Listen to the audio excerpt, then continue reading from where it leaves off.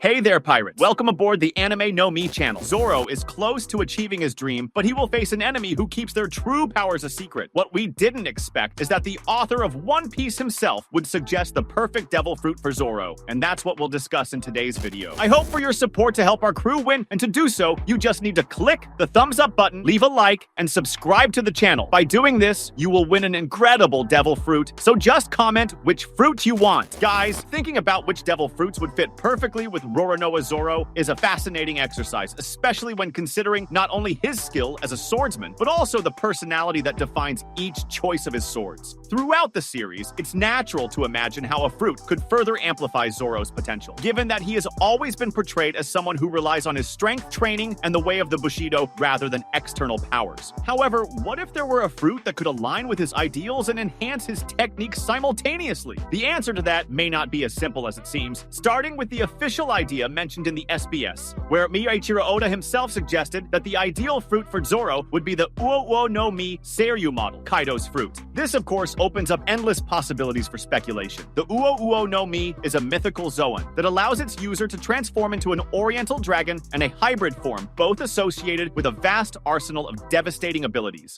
We can imagine how Zoro, as a master swordsman, would use these powers not only to increase his resilience and combat ability, but also to channel draconic powers into his swords. Perhaps he could coat his blades with flames or lightning energy, something not too far from what Kaido does. On the other hand, Zoro might prefer not to take on a monstrous form, choosing instead to integrate the fruit's more utilitarian aspects into his fighting style. Chapters like 1010 and 1035 offer great insight into how Zoro could apply something like this, especially considering his advancements in using Haoshoku Haki. When he uses Ashura against Kaido, it's as if Zoro already emulates a nearly supernatural aspect, creating the illusion of multiple arms and swords. With a fruit like the Uo Nomi, this could be taken to another level, potentially creating even more destructive forms or manipulating the environment to complement his three-sword style. Furthermore, it's intriguing to reflect on how Zoro's swords could interact with the fruit's powers. One of them is Enma, a blade that already has an almost living nature, requiring absolute control of the user's haki to unleash its full potential. If Zoro could imbue Enma with draconic abilities, perhaps creating fire blasts or energy dragons emanating from his strikes, it would add another layer of power and symbolism to his fights. It would bring him even closer to the demon concept he often emulates in battle. If we continue exploring possibilities for devil fruits that would be amazing in Zoro's hands, we expand not only the imagination surrounding what he could do, but also how these fruits could perfectly align with the swordsman's style and philosophy. The fascinating thing about imagining Zoro acquiring a devil fruit is considering how it would add new dimensions to his combat without taking away the essence of his discipline, technique, and sheer determination. So, while we consider the dragon fruit mentioned earlier, let's analyze other possibilities that might elevate his Santoryu style to unseen heights. After all, who knows what surprises await Zoro in the future? One fruit that immediately comes to mind, still within the mythological realm, is a fruit related to the concept of the god of war. The Hito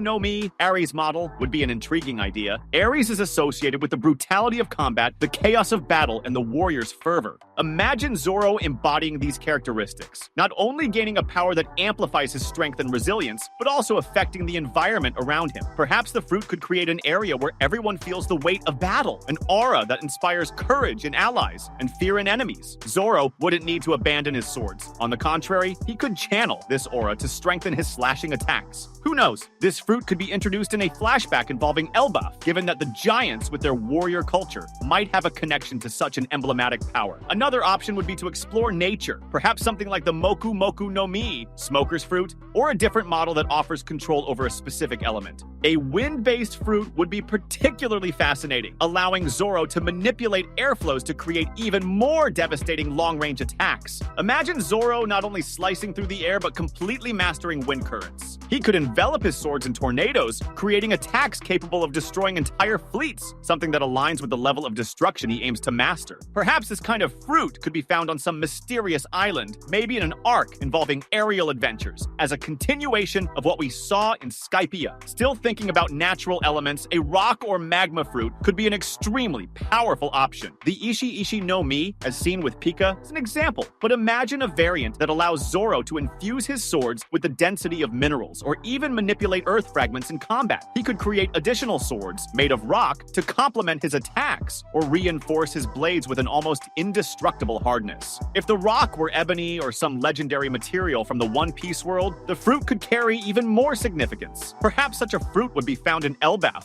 a region known for its colossal mountain formations. Who knows? Now, if we delve into something more abstract yet equally exciting, we could consider the Toki Nomi, the time fruit. Perhaps, in a twist, there could be a variant that allows short-term manipulations of the temporal flow, like accelerating his reflexes or slowing down his opponent's movements. Zoro, already known for his quick reactions and precision, could take these qualities to an absolutely surreal level. He could create attacks that seem to strike the enemy at multiple moments simultaneously or move so fast that opponents wouldn't have time to react. Such a power would make him an incredibly unpredictable fighter and undoubtedly enhance his impact on battles. Another possibility that could be incredible is the Nomi, a fictional fruit that would grant its user the ability to manipulate water, something that at first glance seems to go against the rules of the One Piece universe, given that Devil Fruit users lose their strength in water. However, imagine a fruit that doesn't allow its user to touch water, but instead control it from a distance. Zoro could use his sword to slice through waves or even manipulate the water around the ship, creating barriers or attacks that confuse enemies. This fruit could emerge as an ancient artifact, safeguarded by a tribe or character who recognizes Zoro's potential to master it. What if we expanded further into mythological fruits? A fruit connecting Zoro to a legendary figure from Japanese culture would be fascinating. For example, a Hito Nomi model Susanu, inspired by the Japanese god of storms in the sea.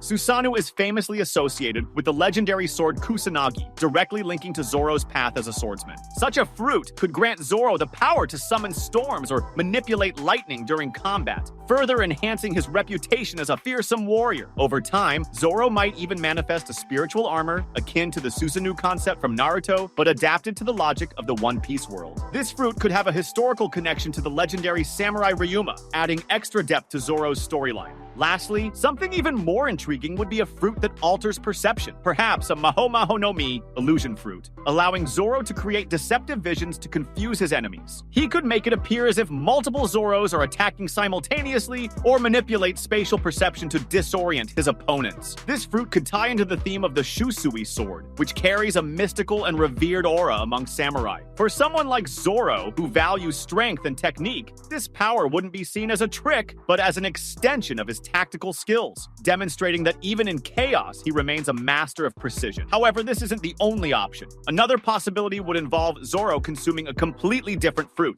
such as a Logia type, perhaps a fruit that allows control over wind or storms, something that complements his fast and destructive fighting style. The wind could be used to increase the range of his attacks, creating a literal storm of slashes that devastates his opponents. Chapters 937 and 955 highlight how destructive Zoro can be when using his Santoryu technique in combination with Haki, so adding the power of a Logia would make his offenses even more overwhelming. Who knows, he might use the wind to enhance his mobility, turning himself into an even more unpredictable fighter. Another idea would be a fruit that indirectly complements Zoro's spirit but remains significant. A Zoan-type fruit, like the Hebi Nomi model Yamada no Orochi, could bring an interesting dimension to his character. This specific model is based on the legendary 8-headed monster from Japanese mythology and could be used to create a truly unique fighting style. Zoro could manipulate each head as if it were an extra sword, pushing his offensive capacity to an unprecedented level. This would also create an intriguing symmetry with his Ashura technique, where he appears to have multiple arms and swords. That said, perhaps Zoro wouldn't need to consume a fruit to harness its powers. Considering his strong connection to the swords he wields, it's plausible that he could use a devil fruit as a complement to his blades, something already shown as possible in the One Piece universe. For example, Chapter 1004 suggests that objects can consume devil fruits, like Spandam's sword Funkfried, which ate the Zuzu no Mi. If one of Zoro's swords, such as the Sandai Kutetsu or Wado Ichimonji, were to consume the Uo Nomi model Seiryu, it could become a truly legendary weapon. This would allow Zoro to benefit from the power of a fruit without compromising his philosophy of combat. That was today's content. We hope you liked it and want to share your opinion on the subject. Don't forget to share the video, give it a thumbs up, and I'll see you in the next video. Take care and stay amazing.